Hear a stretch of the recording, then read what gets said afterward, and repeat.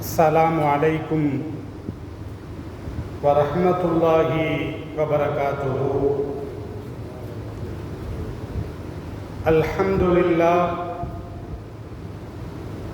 والصلاة والسلام على رسول الله وعلى آله وأصحابه عباد الله، أما بعد، فقد قال الله تعالى في كلامه القديم الفرقان المجيد: أعوذ بالله من الشيطان الرجيم، بسم الله الرحمن الرحيم. يا أيها الذين آمنوا اتقوا الله وابتغوا إليه الوسيلة وجاهدوا في سبيله لعلكم تفلحون. قال النبي صلى الله عليه وسلم: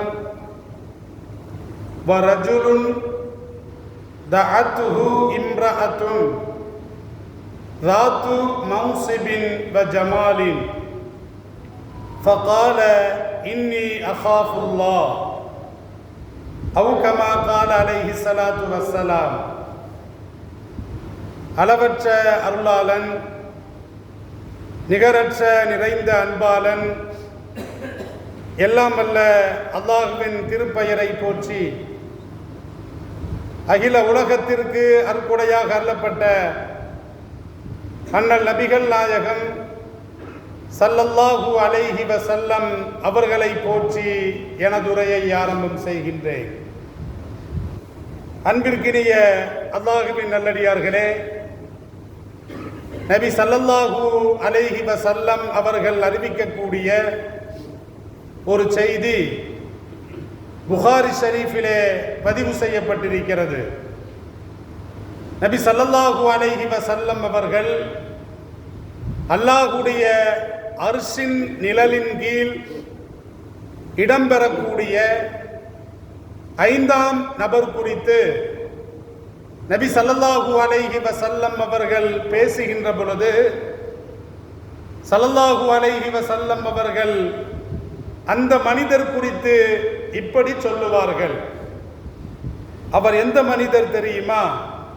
வரஜுலுன், ஒரு மனிதர், தஅத்துஹு இம்ரஅத்துன், அந்த மனிதரை ஒரு பெண் தவறாக அழைக்கிறார்.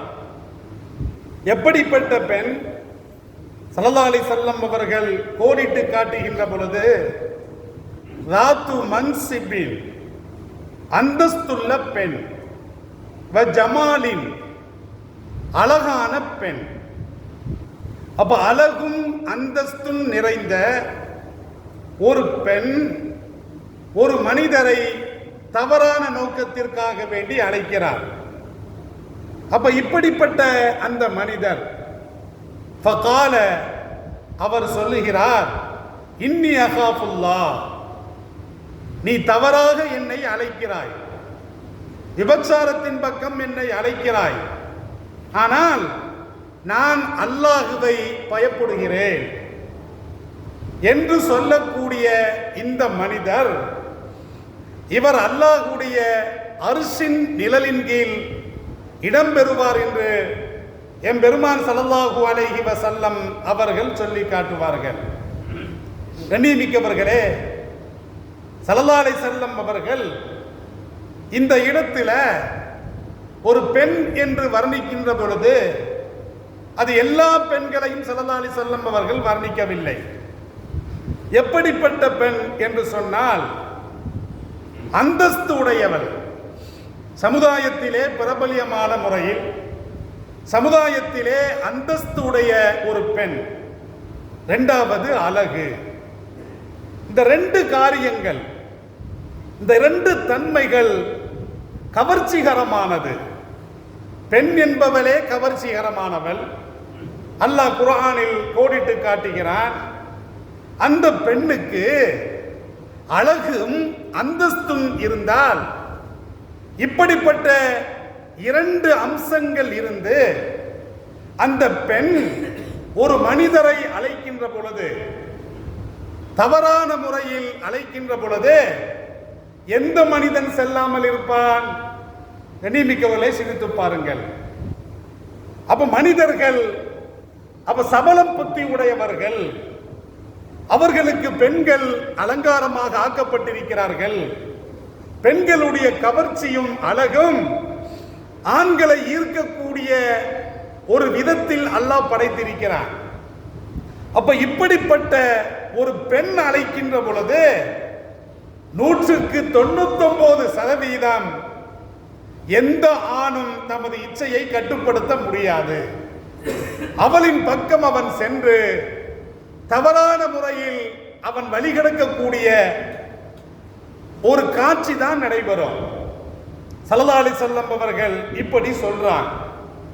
அப்ப இந்த சமயத்தில், இந்த நேரத்தில் அந்த மனிதனை தடுக்கக்கூடிய ஒரு செயல், அது என்ன செயல் தெரியுமா? இரையச்சம். எண்ணிமிக்கவர்களே, வீதியிலே செல்லுகிறோம், வெளிநாடுகளுக்கு செல்லுகிறோம், உல்லாச பயணங்கள் என்று பார்க்கின்ற பொழுது, உல்லாச பிரயாணங்கள் என்று பார்க்கின்ற பொழுது மனிதனை, ஆணையும் பெண்ணையும், இளைஞர்களையும் இளைஞிகளையும் வழிகெடுக்கக்கூடிய விபச்சாரம் என்பது பட்டவர்த்தனமாக இருக்கிறது. விபச்சார விடுதிகள் என்பது இளைஞர்களை அழைத்துக் கொண்டே இருக்கிறது.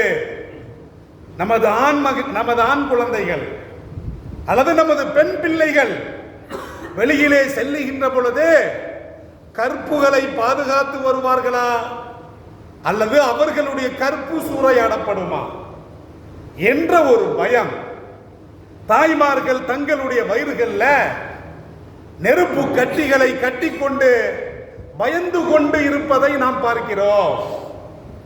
கண்ணியமிக்கவர்களே, உண்மையான முறையில் நாம் நமது குழந்தைகளை வளர்த்து ஆளாக்கினார், அது ஆண் பிள்ளைகளாக இருக்கட்டும், பெண் பிள்ளைகளாக இருக்கட்டும், ஒழுக்க விழுமியங்களை சொல்லி வளர்த்தால், இறையச்சத்தை சொல்லி ஊட்டி வளர்த்தால், எந்த ஒரு இஸ்லாமிய ஆணும் பெண்ணும் எப்படிப்பட்ட அழகும் அந்தஸ்தும் நிறைந்த ஒரு அழகி அழைத்தால் கூட அவன் ஏறெடுத்து பார்க்க மாட்டான். என் பெருமான் ஸல்லல்லாஹு அலைஹி வஸல்லம் அவர்கள் சொல்றான், இன்னி அகாஃபுல்லாஹ், நான் அல்லாஹ்வை பயப்படுகிறேன் என்று சொல்லி தமது கற்பை பாதுகாத்தவன் ஒரு ஆண் மகனுக்கு அல்லாஹ் அளிக்கக்கூடிய அந்தஸ்தும், இறைவன் அளிக்கக்கூடிய கண்ணியமும் மகத்தான இடமும் அது எந்த இடம் தெரியுமா? அல்லாஹ்வுடைய அர்ஷின் நிழலின் கீழ் மறுமையில் அந்த ஆண்களும் பெண்களும் இருப்பார்கள் என்று என் பெருமான் ஸல்லல்லாஹு அலைஹி வஸல்லம் அவர்கள் சொல்லி காட்டுறார். இந்த ஹதீஸ்ல ஸல்லல்லாஹு அலைஹி வஸல்லம் அவர்கள் சொல்லுகின்ற பொழுது ஒரு பெண் தவறான முறையில் அழைக்கிறார். அப்போ ஒரு ஆண் அல்லாஹ்வுடைய அச்சத்தை கொண்டு பயந்து அந்த பாதையின் பக்கம் செல்லாமல் மறுக்கிறான், தமது கற்பை பாதுகாக்கிறான். இவனுக்கும் அல்லாஹ்வுடைய அர்ஷின் நிழலின் கீழ் இடம் கிடைக்கும். இதுவே நீங்க மாத்தி வைங்க. ஒரு ஆண் அழைக்கிறான், அழகும் அந்தஸ்தும் நிறைந்த ஒரு ஆண் ஒரு பெண்ணை தவறான பாதைக்கு அழைக்கின்ற பொழுது அந்த பெண்ணும் சொல்லுகிறார், நான் அல்லாஹ்வை அஞ்சுகிறேன், நீ அல்லாஹ்வை அஞ்சிக்கொள் என்று ஒரு பெண் சொன்னாலும் கூட அவளுக்கும் அல்லாஹ்வுடைய அர்ஷின் நிழலின் கீழ் இடம் கிடைக்கும் என்பதை என் பெருமான் ஸல்லல்லாஹு அலைஹி வஸல்லம் அவர்கள் சொல்லி காட்டுறாங்க. இப்னு உமர் ரலியல்லாஹு அன்ஹுமா அவர்கள் அறிவிக்கக்கூடிய ஒரு செய்தி புகாரி ஷரீஃபிலே பதிவு செய்யப்பட்டிருக்கிறது. 2333 ஹதீஸ் நம்பர். ஸல்லல்லாஹு அலைஹி வஸல்லம் அவர்கள் ஒரு செய்தியை, ஒரு சம்பவத்தை குறிப்பிடுறாங்க. என்ன சொல்றாங்கன்னா, ஸல்லல்லாஹு அலைஹி வஸல்லம் அவர்கள் சொல்றாங்க, 3 நபர்கள் அவர்கள் நடந்து சென்று கொண்டிருந்தார்கள். இப்படி அவர்கள் நடந்து சென்று கொண்டிருக்கின்ற பொழுது திடீரென்று மழை பொழிந்தது, திடீரென்று மழை வந்தது.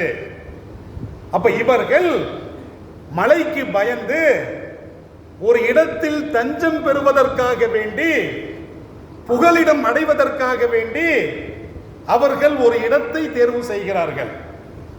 அது என்ன இடம் அப்படின்னா, ஒரு பெரிய மலை. பெரிய மலைகள் என்று சொன்னால் சிறு சிறு குகையில் இருக்கும். அப்ப கண்ணியமிக்கவர்களே, ஒரு பெரிய மலை, அந்த மலையில ஒரு குகை இருக்கிறது. அந்த குகையின்பால் அவர்கள், அந்த 3 நபர்களும் அடைக்கலம் தேடி அவர்கள் அதிலே நுழைந்து விடுகிறார்கள். இந்த சமயத்தில் அந்த மலைக்கு மேலிருந்து ஒரு பாறை ஒன்று உருண்டு வருகிறது.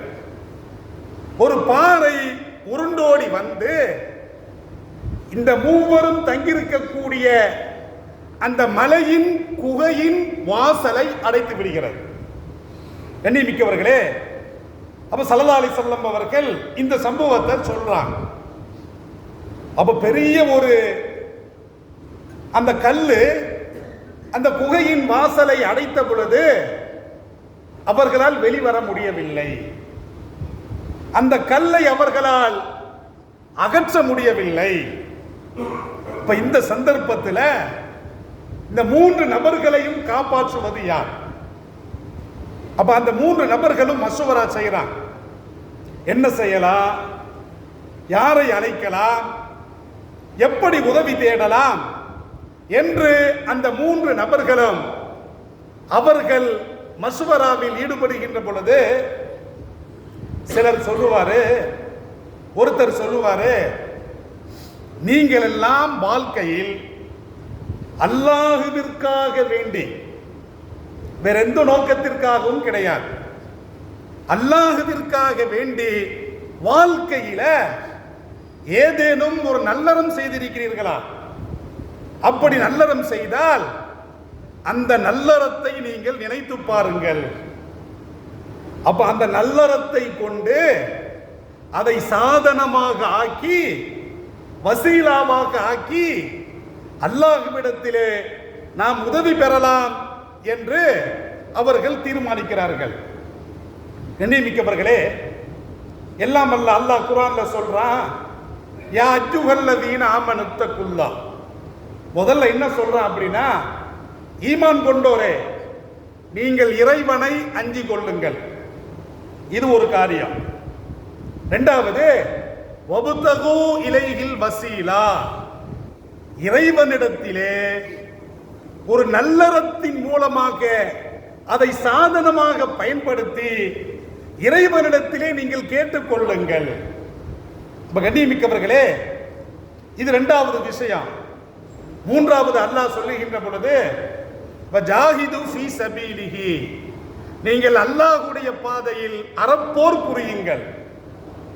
இந்த 3 தன்மைகள் உங்களிடத்திலே வந்துவிட்டால் லஅல்லக்கும் துஃப்லிஹூன், நீங்கள் வெற்றி பெறுவீர்கள், எந்த சோதனையிலும் வெற்றி பெறுவீர்கள் என்று எல்லாம் அல்ல அல்லாஹ் குர்ஆன்ல சொல்றான்.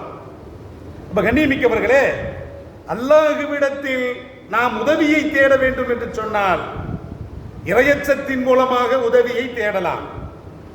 2வது, வாழ்க்கையில நாம செய்த, அல்லாஹ்விற்காக செய்த ஏதேனும் ஒரு அமல், ஒரு இபாதத்து, ஒரு வணக்கத்தை சாதனமாக பயன்படுத்தி அதன் பொருட்டால் அல்லாஹ்விடத்தில் உதவி தேடலாம்.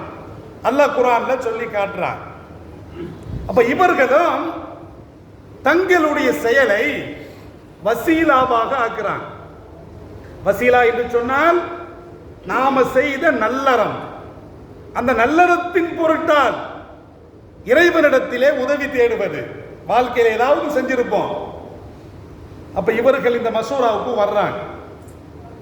அப்ப ஒருவர் சொல்றாரு, நான் வாழ்க்கையில செஞ்ச ஒரு நல்ல காரியம், ஒரு புண்ணியமான காரியம் என்ன தெரியுமா? எனக்கு வயதான பெற்றோர் 2 இருந்தார், தாயும் தகப்பனும் வயதானவர்கள்.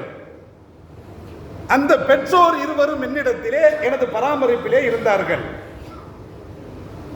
2வது, எனக்கு ஏராளமான சின்ன குழந்தைகளும் இருந்தார்கள். எனக்கு சின்ன குழந்தைகளும் இருந்தார்கள். வயதான பெற்றோரும் என்னிடத்திலே எனது பராமரிப்பிலே இருந்தார்கள். நான் அவர்களுக்காக வேண்டி பாடுபட்டேன். நான் அவர்களுக்காக வேண்டி ஆடுகளை மேய்த்து அதில் கிடைக்கக்கூடிய வருவாயை, அதிலிருந்து கிடைக்கக்கூடிய பால் வகைகளை நான் எனது குடும்பத்தினருக்கு நான் கொடுப்பேன். ஒரு நாள் சமயத்தில் நான் என்ன செஞ்சேன் அப்படின்னா, எனது பழக்கம், நான் காலையிலே ஆட்டு மந்தைகளை ஓட்டி செல்வேன். இப்படி ஓட்டி திரும்ப மாலையிலே வருவேன். மாலையிலே வந்து நான் அந்த ஆடுகளிடமிருந்து பால்களை கறந்து நான் முதலாக வயதான எனது பெற்றோருக்கு புகட்டுவேன். இது ஒரு பெரிய ஒரு காரியம்லாம் கிடையாது. அவர் சொல்றார், வயதான பெற்றோருக்கு நான் முதலாக நான் அந்த பாலை அருந்த கொடுப்பேன். பிறகுதான் நான் எனது பச்சிளம் குழந்தைகளுக்கு கொடுப்பேன். ஒரு சமயத்தில் நான் ஆடுகளை மேய்த்து கொண்டே சென்று விட்டேன். ஆனால் திரும்ப வருகின்ற பொழுது என்ன ஆயிடுச்சு அப்படின்னா, சூரியன் அது மறைந்து விட்டது. மாலை நேரம் ஆகி சூரியன் மறைந்து அது இரவாக ஆகிவிட்டது. அப்ப இந்த சமயத்தில் வளமையை போன்று நான் எனது ஆடுகளிடமிருந்து பாலை கறந்து முதலாக வயதான எனது பெற்றோருக்கு அந்த பாலை புகட்டுவதற்காக வேண்டி நான் சென்ற பொழுது இருவருமே தூங்கிட்டாங்க. வயதான பெற்றோர், எனது பெற்றோர் இருவருமே தூங்கிவிட்டார்கள். இந்த சமயத்தில் என்ன செய்யறது? எழுப்பி பாலை கொடுப்பதா? அப்படின்னா நான் அதற்கு அனுமதிக்கவில்லை. வயதான பெற்றோர் நிம்மதியாக தூங்குகிறார்கள். இவர்களுடைய தூக்கத்தை நான் கலைக்க விரும்பவில்லை.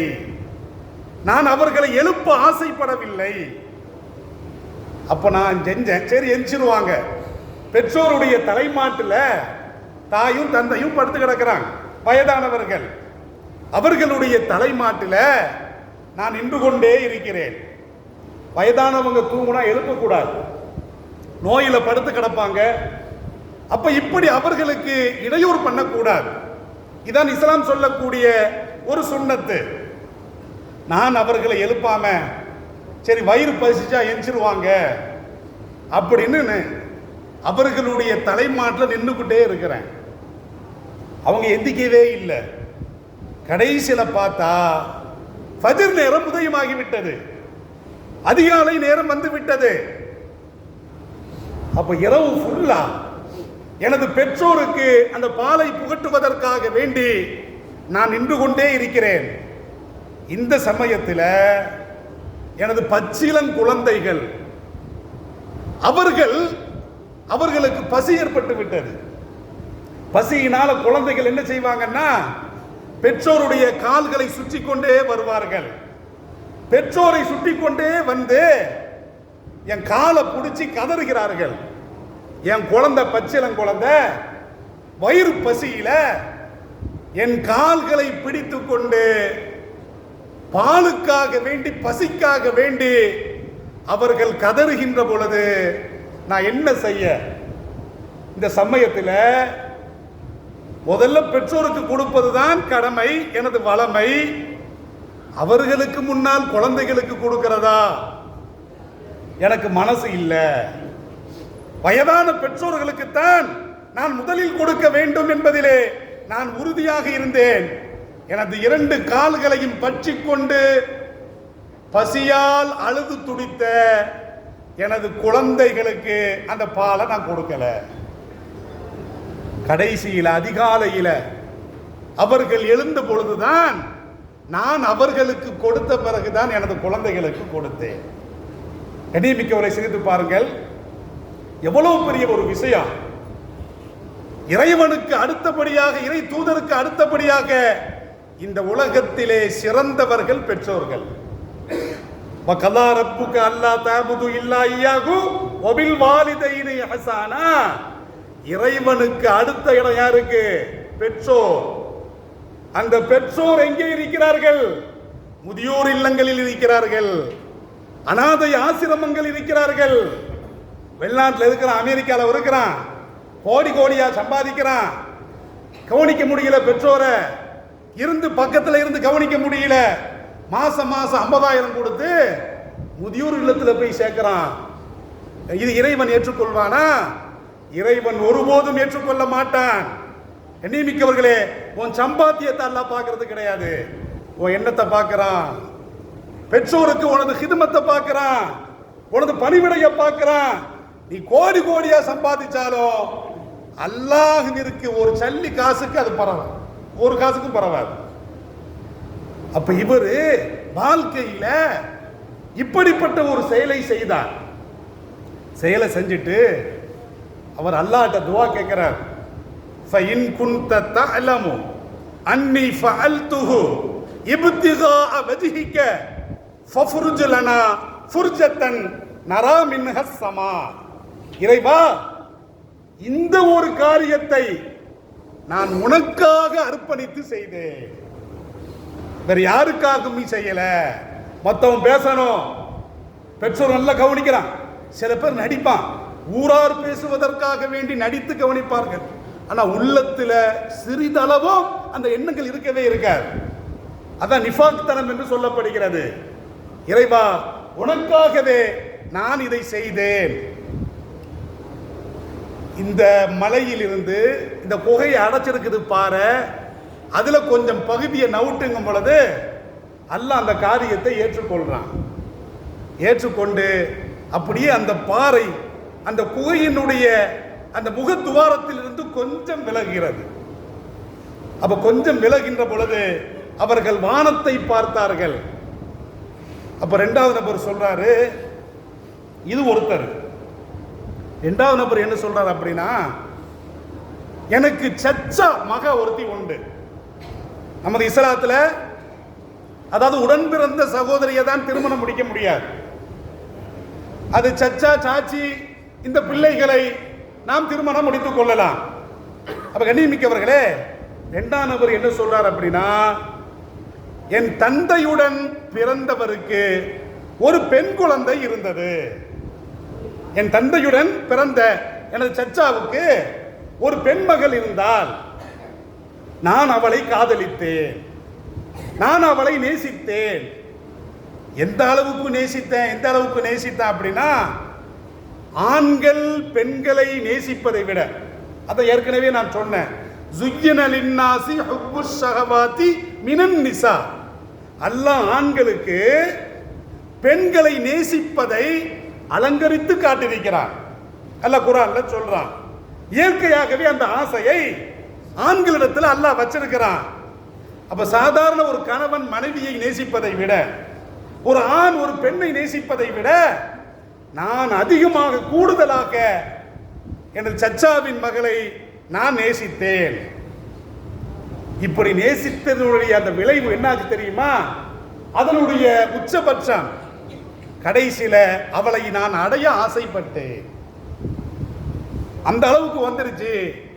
நான் அவளை ஆசைப்பட்ட பொழுது அவள் என்ன சொன்னா தெரியுமா? ஒரு 100 தங்க காசு கொண்டு வந்தா என்னை அனுபவித்துக் கொள்ளலாம், 100 தங்க காசு வந்தா பக்கத்துல வா, அல்லது எட்டி போயிரு, என்ன நினைக்காதே என்று அவள் சொன்னாள். கடைசியில இந்த 100 தங்க காசுக்காக வேண்டி நான் கடுமையான முறையிலே நான் உழைத்து 100 தங்க காசுகளை நான் ஒன்று திரட்டி நான் அவளை அடைவதற்காக வேண்டி வந்தேன். ஸல்லல்லாஹு அலைஹி வஸல்லம் அவர்கள் சொல்றான், ஃபலம்மா வகஅது பைன ரிஜ்லைஹா, நான் அவளுடைய 2 கால்களுக்கு மத்தியில் தவறாக நடக்க முற்பட்ட பொழுது, அந்த நேரத்தில் அந்த பெண் சொல்றா, காலத் யா அப்தல்லா இத்தகில்லா, இறைவனுடைய அடிமையே இறைவனை அஞ்சிக்கொள், வலா தஃப்தஹில் ஹாத்திம காத்தம இல்லா பிஹக்கிஹி, உனது கற்பு எனும் முத்திரையை, அதாவது அந்த பிறப்புறுப்பை ஸல்லல்லாஹு அலைஹி வஸல்லம் எப்படி பயன்படுத்துற வார்த்தையை, உனது கற்பு எனும் முத்திரையை உனக்கு மனபந்தத்தின் மூலமாக யார் அனுமதிக்கப்பட்டிருக்கிறார்களோ அவர்களை தவிர்த்து வேறு யாருக்கும் இந்த முத்திரையை நீ பயன்படுத்தாதே, திறந்து விடாது. அந்த பெண் சொன்ன பொழுது நான் எழுஞ்சிட்டேன், தப்பு செய்யல, சகலவிதமான அந்த வாய்ப்பு வசதி என்னிடத்தில் இருந்தது, இருந்தும் கூட அல்லாஹுவை அஞ்சுகொள் என்று சொன்ன பொழுது நான் அந்த தவறான பாதைக்கு நான் செல்லவில்லை. இதை இவர் பயன்படுத்தி அல்லாஹ்விடத்தில் துஆ கேட்கிறார். இறைவா, நான் இப்படிப்பட்ட ஒரு செயலை உனது அச்சத்தின் மூலமாக செய்தேன், உனது அச்சத்தின் வாயிலாக அந்த ஹராமிலிருந்து நான் தவிர்ந்து கொண்டேன். இதை நான் உனக்காக செய்தால் நீ இந்த மலையை அடைத்திருக்கக்கூடிய அந்த பாறையை அகற்றுவாயாக அப்படின்னு சொன்ன பொழுது அல்லாஹ் அகற்றி விட்டார். அப்ப கண்ணியமிக்கவர்களே, தமது கற்பை பாதுகாத்தவருடைய துஆவை அல்லாஹ் உடனே கபூல் செய்யலாம். கண்ணியமிக்கவர்களே, ஆணாக இருந்தாலும் சரி பெண்ணாக இருந்தாலும் சரி, கற்பு கரசிகளாக கற்பு கரசர்களாக இந்த உலகத்தில் அவர்கள் வாழுகின்ற பொழுது எந்த சிக்கலில் அவர்கள் சிக்கிக் கொண்டாலும் கற்பை பாதுகாத்ததற்காக அவர்களுடைய பிரார்த்தனையை இறைவன் கபூல் செய்வான் என்பதற்கு ஸல்லல்லாஹு அலைஹி வஸல்லம் அவர்கள் சாட்சியாக இந்த ஹதீஸை குறிப்பிடுகிறார்கள். அப்ப கண்ணியமிக்கவர்களே, அப்ப ஒரு பெண் தவறாக அழைத்தாலும் ஆண் தவறாக அழைத்தாலும் அல்லாஹ்வுடைய அச்சத்தின் மூலமாக ஒருவன் தவிர்ந்து கொண்டால் அப்ப இவர்களுக்கு என்ன கிடைக்கும்? அல்லாஹ் குர்ஆன்ல சொல்றான், அல்லதீன யரிசூனல் ஃபிர்தௌஸ ஹும் ஃபீஹா காலிதூன், இவர்கள் ஜன்னத்துல் ஃபிர்தௌஸ்ல இருப்பாங்க. அல்லாஹ் சொல்றான். அதற்கு முன்னால கற்புகளை பாதுகாத்த ஆண்களும் பெண்களும் இவர்கள் ஜன்னத்துல் ஃபிர்தௌஸ், சொர்க்கத்திலே உயர்ந்தமான சொர்க்கம், அந்த ஜன்னத்துல் ஃபிர்தௌஸ்ல இருப்பாங்க. சொர்க்கத்திற்கு முன்னால் ஸல்லல்லாஹு அலைஹி வஸல்லம் அவர்கள் சொல்லுகின்ற பொழுது சொர்க்கம் செல்வதற்கு முன்னால் இவர்களை பற்றி தெரிந்துவிடும், இவர்கள் அல்லாஹ்வுடைய அரிசின் நிழலின் கீழ் இருப்பார்கள். இவர்கள் ஐந்தாம் சாரார், கற்புகளை பாதுகாத்த ஆண்களும் பெண்களுக்கும் அல்லாஹ் அந்த அளவுக்கு கண்ணியத்தை கொடுக்கிறார் என்று எம் பெருமான் ஸல்லல்லாஹு அலைஹி வஸல்லம் அவர்கள் சொல்லுவார்கள். ஆகவே கண்ணியமிக்கவர்களே, கற்பை பாதுகாத்தவர்கள் அவர்கள் இந்த உலகத்தில் மழை பொழியினா பொழியும், மழை நிக்குனா நிற்கும். அப்ப ஏதேனும் ஒரு சிக்கலில் ஆபத்தில் அகப்பட்டு கொண்டால் அதிலிருந்து அவர்கள் விடுபடலாம். அவர்கள் உண்மை கற்பு கரசிகளாக இருந்தால் என்பதாக எம் பெருமான் ஸல்லல்லாஹு அலைஹி வஸல்லம் அவர்கள் சொல்றாங்க. ஆகவே கண்ணியமிக்கவர்களே, இப்படிப்பட்ட சாராருக்கு அரிசுடைய நிழலில் இடம் கிடைப்பதாக ஸல்லல்லாஹு அலைஹி வஸல்லம் அவர்கள் சொல்லுகிறார்கள். அப்படிப்பட்ட ஐந்தாம் சாராராக உலகத்தில் வாழக்கூடிய அனைத்து இஸ்லாமிய ஆண்களையும் பெண்களையும் இளைஞர்களையும் இளைஞர்களையும் எல்லாம் அல்ல அல்லாஹ் ஆக்கி அருள் புரிவானாக. வாஹிரு தஅவானா அனில் ஹம்துலில்லாஹி ரப்பில் ஆலமீன். வஸ்ஸலாம். அஸ்ஸலாமு அலைக்கும் வரஹ்மத்துல்லாஹி வபரகாத்துஹு.